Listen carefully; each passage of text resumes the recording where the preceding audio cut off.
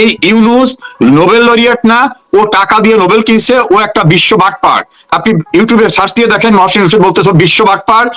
ও একটা কোম্পানির কাছে গ্রামীণের শেয়ার বিক্রি করার বিনিময়ে ওই নোবেল কিনে আনছে।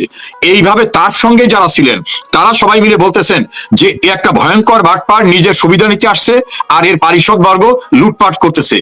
ইউনূস সাহেব আকাশে দেখাচ্ছে ওই সনদ আকাশ উড়ে যাবে, আর উনি তো যে কোনো সময়, আমার আশঙ্কা যে কোনো সময় উনি আকাশ উড়ে চলে যাবেন দেশ ছেড়ে, কারণ ওনার ব্যবসা বাণিজ্য তো দেশের বাইরে, ওনার পারিষদ বর্গ দেশের বাইরে। এবং ওনার একজন উপদেষ্টা রিসেন্টলি বলছে যে আমরা হয়তো চলে যাব কিন্তু আমাদের ব্যাংক থাকবে। ওনারা দেশ বিদেশে সবখানি ব্যবসা বাণিজ্য করছেন, এদের দখল করে নানাভাবে লুটপাট। ইউনূস তো 16টা ক্ষেত্রে লুটপাট করছেন, তারা উপদেষ্টা করছেন। আইনে বিদেশি কোনো ব্যক্তিকে, বিদেশি নাগরিককে বাংলাদেশের মন্ত্রী বা মন্ত্রীর সম মর্যাদা আনা যায় না, এমনকি এমপি হতে পারে না উনি নিজে সহ, ওনার ক্যাবিনেটের স্ট্যাটাস হলো লোকরা। তাই কাজে ওদের পাপের বোঝাটা, ওদের অন্যায়টা এত বেশি হয়ে যাচ্ছে, টুডে আর টুমরো পৃথিবীর যে প্রান্তেই থাকুক না কেন বিচারের সম্মুখীন তারা হবে। জুলাই সনদ, এটা জুলাই সনদ না, এটা হচ্ছে অপরাধ করার আত্মস্বীকৃত দলিল। ওই যে ডক্টর আলী রিয়াজ, বদিউল আলম মজুমদার, এরা সবাই মিলে বলতেছে যে এক সময় তো আমাদের রাষ্ট্রদ্রোহিতার দায়ে ফাঁসি হবে। আবার এই জুলাইয়ের মাধ্যমে তারাও বলতেছে যে আমাদের তো ফাঁসির কাস্টে ঝুলতে হবে, আমাদের নিরাপদ জায়গায় রাখার ব্যবস্থা করেন। তো ওনারা এখন কাগজ বানাই বলছে এই কাগজটাই তোমাদের রক্ষা কবচ দিলাম। এই রক্ষা কবচ নামে যে কাগজ খান বানাইছেন, এটার নাম দিয়েছেন জুলাই সনদ। এখন সনদ কি? এসএসসি সনদ হয়, ইন্টারমিডিয়েটের সনদ হয়, চেয়ারম্যানের সনদ হয়, মেয়রের সনদ হয়, দেশের সর্বোচ্চ সনদ এইটা। এই সনদের বাইরে যে কোনো সনদ বানাবার কোনো কায়দা নাই, আমি আর্টিকেল 7 কে ব্যাখ্যা করে বললাম। এই জন্য ওই সনদ নিয়ে আমরা কোনো আলোচনায় যাই না। এই সনদের কোনো লিগাল ভ্যালুজ নাই দুইটা কারণে। একটা হচ্ছে তাহলে সেটা বেআইনি, সংবিধান বলছে। দ্বিতীয় হচ্ছে এই সনদ আপনারা যারা বানাইতেছেন আপনারা কারা হে বাপু? জনগণকে আপনাদের ভোট দিয়ে কইছে যে আপনারা দায়িত্ব দিলাম, আপনি এরকম একটা কাগজ বানান। এই যে বইটা যারা বানিয়েছিলেন, এই বইটা বানাবার আগে 70 সালে নির্বাচন হয়েছিল। ওই নির্বাচনে যারা ক্যান্ডিডেট ছিলেন তাদের ম্যানিফেস্টো ছিল যে আমরা নির্বাচিত হওয়ার পর শাসনতন্ত্র প্রণয়ন করব। তারা নির্বাচিত হওয়ার পর যখন তাদের ক্ষমতা দিল না, তখন যুদ্ধ হলো। মুক্তিযুদ্ধের মধ্য দিয়ে দেশ স্বাধীন হওয়ার পরে যারা কেন্দ্রীয় পরিষদ এবং প্রাদেশিক পরিষদের সদস্য হলেন, তারা সবাই মিলে যে পার্লামেন্টটা, সেটার নাম হচ্ছে গণপরিষদের আগে রাষ্ট্রপতির অর্ডিন্যান্সে অস্থায়ী একটা সংবিধান হলো। ওই সংবিধানের ভিত্তিতে পার্লামেন্ট বসে ডক্টর কামাল, ব্যারিস্টার আমিরুল ইসলাম সহ অন্যান্যদের নেতৃত্বে এই সংবিধানের খসড়া তৈরি করলেন। এই খসড়া পার্লামেন্টে গেল, পার্লামেন্ট সেটাকে পাশ করলেন। তাহলে ওই যে পার্লামেন্ট, তাদের কিন্তু ম্যান্ডেট ছিল সংবিধান করার 70-এর নির্বাচনে। আর এখন যারা সনদ করতেছে তাদের কিন্তু কোনো ম্যান্ডেট নাই। আবার তারা নিজেরা শপথ নিয়ে বলছেন, ডক্টর ইউনূস এবং তার পারিষদবর্গ শপথ নিয়ে বলছেন আমি এই সংবিধানকে প্রোটেক্ট এবং প্রিজার্ভ করব। বাংলায় বলি, তারা বলছেন যে এই সংবিধানকে রক্ষা করব, মেনে চলবো। তো এই সংবিধানে যেটা নাই সেটা আপনি সনদ নিয়ে যে কথাবার্তা আলাপ আলোচনা হচ্ছে, এটা একেবারে অহেতুক সময় নষ্ট করা। আইনের দৃষ্টিতে এটা কোনো ডকুমেন্টই না, যারা তৈরি করছেন তাদেরও কোনো অথরিটি নাই, আর ওটার কোনো লিগাল বেসিসও নাই। জি, অনেক ধন্যবাদ। আপনি অনেকটা দীর্ঘ সময় ধরে একদম পরিষ্কার ভাবে, সাবলীল ভাবে, সহজ ভাবে, সাধারণ মানুষ যাতে বোঝে সেইভাবে এই আইনগত যে এটির কোনো ভ্যালু নাই আপনি পরিষ্কার করলেন।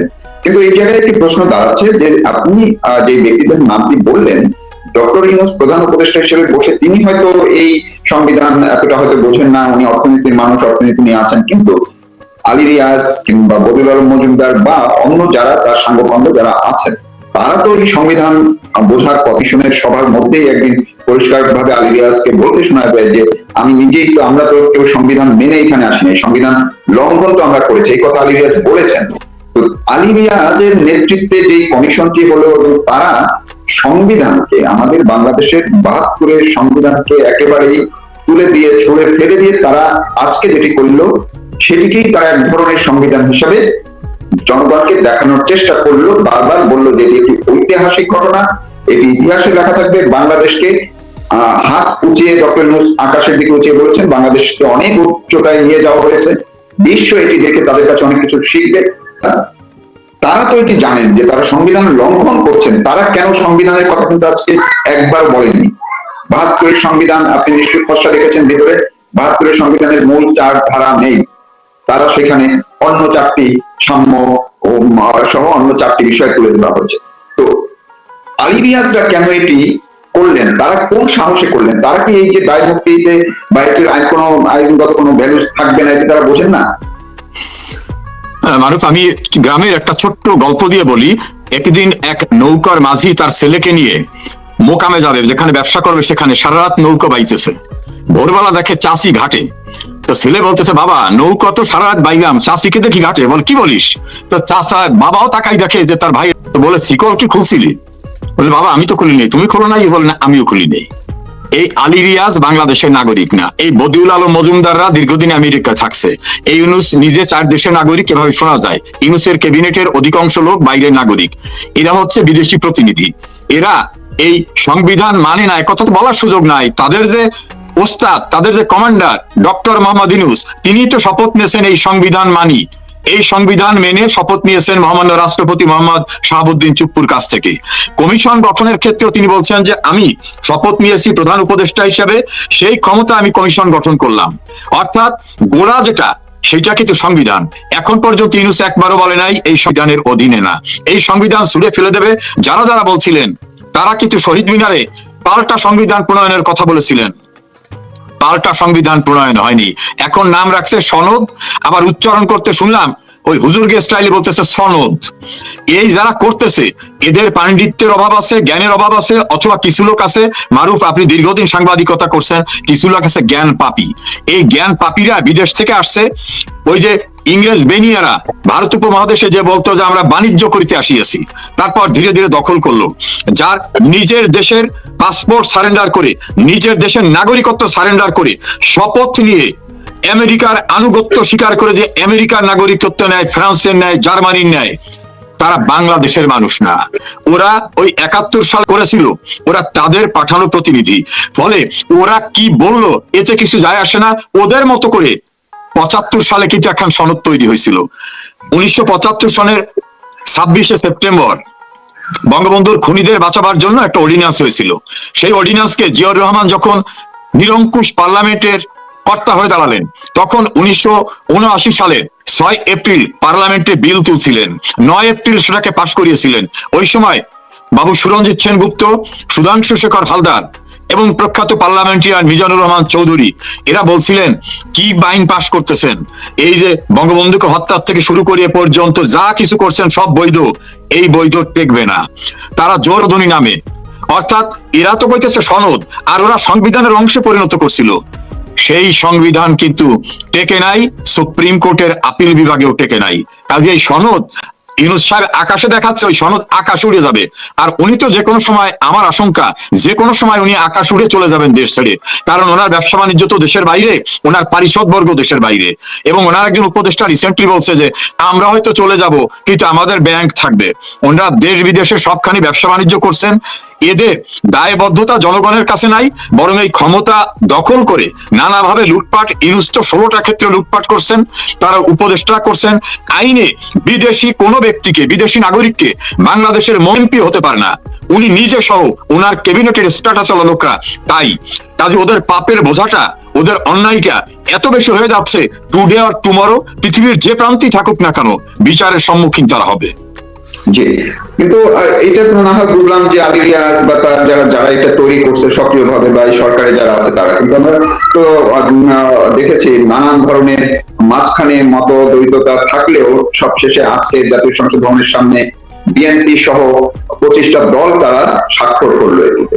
তো তারাও তো এটির একটা বৈধতা দেওয়ার চেষ্টা করলো, বা বৈধতা দিয়ে দিল। তো রাজনৈতিক দৃষ্টিকোণ থেকে এটিকে তাহলে তারা কি এই জিনিসগুলো বোঝেন না যে এটি তারাও অন্যায় করছেন? তাহলে বিএনপির মতো একটি রাজনৈতিক দল, একটি বড় রাজনৈতিক দল, তারা কেন এটা করলেন, এর মধ্যে ঢুকলেন? দেখেন, বিএনপি এখন দ্রুততার সঙ্গে ক্ষমতায় যেতে চায়, খুব তাড়াতাড়ি ক্ষমতায় যেতে চায়। এই জন্য আপাতত বিএনপি ভালো করে জানে যে তারা নিজেরাই জিয়াউর রহমানের ক্ষমতা দখলকে এবং বঙ্গবন্ধুর খুনিদের বিচার হবে না, এইভাবে তারা 1979 সালে আইন করেছিল পার্লামেন্টে। এটা তো পার্লামেন্টের রাস্তায় আইন, আর ওইটা হচ্ছিল পার্লামেন্টের ভিতরে। সেই ভিতরের আইনই টেকে নাই। জিয়াউর রহমানকে অবৈধ দখলদার, রাষ্ট্রদ্রোহী, তস্কর এই নামে অভিহিত করেছিল সুপ্রিম কোর্ট। এবং সেই খুনিদের বিচার হওয়ার পরে তাদের হাড় মাংস মাটির সঙ্গে মিশে গেছে। বিএনপি সবই জানে। বিএনপি মনে করতেছে, আমি সালাউদ্দিন সাহেবের কথাটা আমার ভালো লেগেছে, বিএনপির এখন যে লাইমলাইটে আসেন যে স্পোকসম্যান, তিনি কিন্তু বারবার বলতেছে এমন কিছু করা ঠিক হবে না যেটা কারু রক্ষা হবে না। আর এনসিপি ওয়ালারা ওরা বোধহয় ঠিকই বলছে, ওরা বলতেছে এই সবে তো আমাদের রক্ষা হবে না, আমাদের রক্ষা কোথায়, এই সনদ টনদতে আমার রক্ষা হবে না। ফলে ওরা ঠিকই বুঝতেছে যে কোনো ভাবে যে যা চায়, যদি বলে যে তোমাদের সেন্ট মার্টিনটা দিয়ে দিতে হবে, পোর্টটা দিয়ে দিতে হবে, দেশের এক অংশ নিয়ে একটা খ্রিস্টান রাষ্ট্র করতে হবে, এইসব ব্যাপারে তুমি চুপচাপ থাকবা, ওরা তাও থাকতে রাজি। ওরা দ্রুত একটু প্রধানমন্ত্রী হইতে চায়, মন্ত্রী হইতে চায়, এই ক্ষমতার লোভে ওরা এখন অন্ধ হয়ে গেছে। না হলে ওরা জানে না যে ওদের যিনি কর্তা জিয়র রহমান, তিনি তো এইরকম একটা আইন করছিলেন, সেই আইনই তো টেকে নাই, আর সেটা তো পার্লামেন্টে করছিলেন, সেইটাই টেকে নাই। তা পার্লামেন্টেরটা টেকে নাই, আর রাস্তায় বসে যেটা বানাইছে সেটি টিকবে। ওরাও ভালো করে বোঝে, জামাতও বোঝে। এখন আপাতত ছেলেপেলেরা ওই যে নাবালক কতগুলো আছে চিৎকার করে নাম কি জুলাই যোদ্ধা, এই নাবাল দিয়ে দিলাম।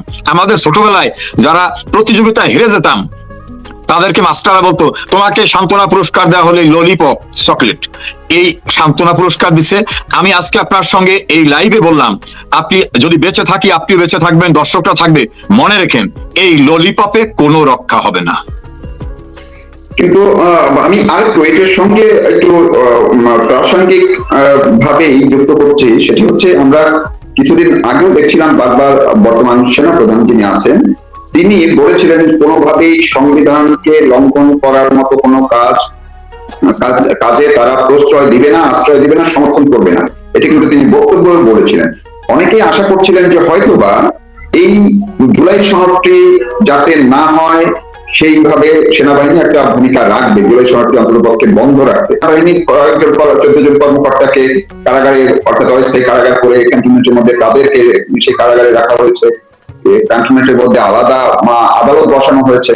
তাহলে সেনাবাহিনী আসলে এই ক্ষেত্রে জুলাই সনদকে কি আপনার কি মনে হয় প্রশ্রয় দিয়েছে, সমর্থন দিল, নাকি সেনাবাহিনী কোনো বিশেষ কোনো চাপে এটি ঠেকাতে পারলো না? আপনার এই ক্ষেত্রে কোনো বিশ্লেষণ আছে কি?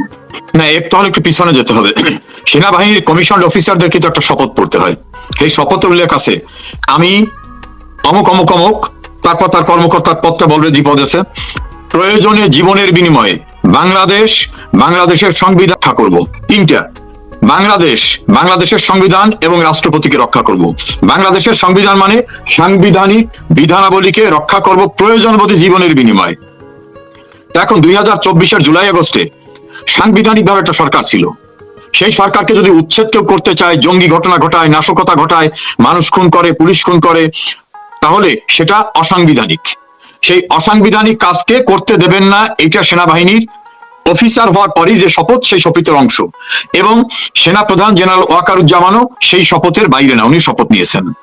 সেই সময় তো তিনি তার যে কমান্ডার ছিল, তার অফিসিয়াল কমান্ডারকে, বাংলাদেশের সশস্ত্র বাহিনী 3টা বাহিনীর সমন্বয়, এটা মিলে সশস্ত্র বাহিনী। এই সশস্ত্র বাহিনীটা সরকারের অধীনস্থ। সেই সরকারের কনসার্ন মিনিস্ট্রিটার নাম হচ্ছে প্রতিরক্ষা মন্ত্রণালয়। প্রতিরক্ষা মন্ত্রণালয়ের মন্ত্রী শেখ হাসিনা। তো প্রতিরক্ষা মন্ত্রণালয়ের মন্ত্রী নির্দেশ দিয়েছিলেন ঢাকায় যাতে উচ্ছৃঙ্খল মব না হয় সেটা ঠেকাও। সেনাপ্রধান রাত 12টার সময় বলে আসছিলেন আমার উপর দায়িত্ব দেন, সব দায়িত্ব আমার। সকালবেলা তিনি ঢাকার ঢোকার গেট উন্মুক্ত হয়ে যাওয়ার খবর জানেন এবং অনেকে বলে যে তার নির্দেশে সব উন্মুক্ত করে দেওয়া হয়েছে। তিনি সাংবিধানিক সরকারকে রক্ষা করেন নাই এবং অসাংবিধানিক উপায়ে যারা একটা নির্বাচিত সরকারকে উচ্ছেদ করতে চায় তাদের পক্ষে ওই কমান্ডার অর্থাৎ জেনারেল সেনাবাহিনীর, তাহলে তার লোকরা ওই কাজটি করেছে। তাহলে সংবিধান রক্ষার যে শপথটা নিয়েছিলেন সেটা তো ওই দিনই তারা মানেন নাই। এখন আর জুলাই সনদ টনদ এগুলো নিয়ে আর আমরা চিন্তা করি না, মূল যে সংবিধান রক্ষা করা সেইটাই করেন নাই। নট অনলি দ্যাট, ওনাকে গালিগালাজ করে, ক্যান্টনমেন্ট উড়িয়ে দেবে, ডিজিএফআর অফিস ভেঙে দেবে, ওনাকে অশ্লীল অশ্রাব্য ভাষায় গালিগালাজ করে, রাষ্ট্রের প্রধান রাষ্ট্রপতিকে গালিগালাজ করে। সেই ক্ষেত্রেও আমরা খেয়াল করছি আমাদের সেনাবাহিনী নির্বাক। এমনকি তাদের জঘন্য ভাষায় গালিগালাজ করার পরে উনি বলেন ওরা ছোট, ওরা বড় হলে বুঝবে ওদের ভুল। এখন কারা ছোট? গালিগালাজ যারা করছে তারা দেশের মন্ত্রী, কারা ছোট? তারা একটা পার্টির সেক্রেটারি, কারা ছোট? অনেক বয়সী বিদেশে যে অনলাইনে একটা ফিডার খায়, এইটা হয়তো উনি বুঝাইতে চাচ্ছেন। কাজী ওনার ভিতরেই ওই যে গ্রাম্য একটা প্রচলিত প্রবাদ আছে, আপনি আমি তো একই অঞ্চলে, সরিষা দিয়ে ভূত ছাড়াবো, কিন্তু সরিষার ভিতরে যদি ভূত ঢুকে থাকে তাহলে এই সরিষায় কি কাজ করবে? উনি যতবার ওয়াদা করছেন আর মব হবে না, আর বরদাস্ত করা হবে না, তারপরই মবটা আরো বেশি হয়েছে। উনি কোথাও রক্ষা করেন নাই, উনি সংবিধান সুরক্ষা করেন নাই, নির্বাচিত সরকারকে রক্ষা করার যে সাংবিধানিক দায়িত্ব সেটা উনি পালন করেন নাই। ফলে উনি আর পরে কি করলেন এটি নিয়ে আমাদের আর ডিসকাস না করাই ভালো। এবং দেখলাম উনি সিভিল ড্রেসে গিয়ে একটা হাতা ছাড়া চেয়ারে সবার সঙ্গে এইভাবে বসে আছেন। কাজী ওনার অন্য কারো ফাঁদে পা দিয়েছেন, এটি নিয়ে অনেক আলাপ আলোচনা হচ্ছে। আমি আশা করেছিলাম যে একজন জেনারেল যিনি শপথ নিয়েছেন তিনি সংবিধান রক্ষায় সোচ্চার হবেন, কিন্তু আমরা আশা হতো সংবিধান ভঙ্গের কাজে তার লোকেরা যদি প্রতিবাদ না করে তাহলে প্রকারান্তরে তারা ওই যে মৌনতা সম্মতির লক্ষণ, তাহলে তারা সম্মতি দিচ্ছে, এটাও তো আলোচনা এসে গেছে।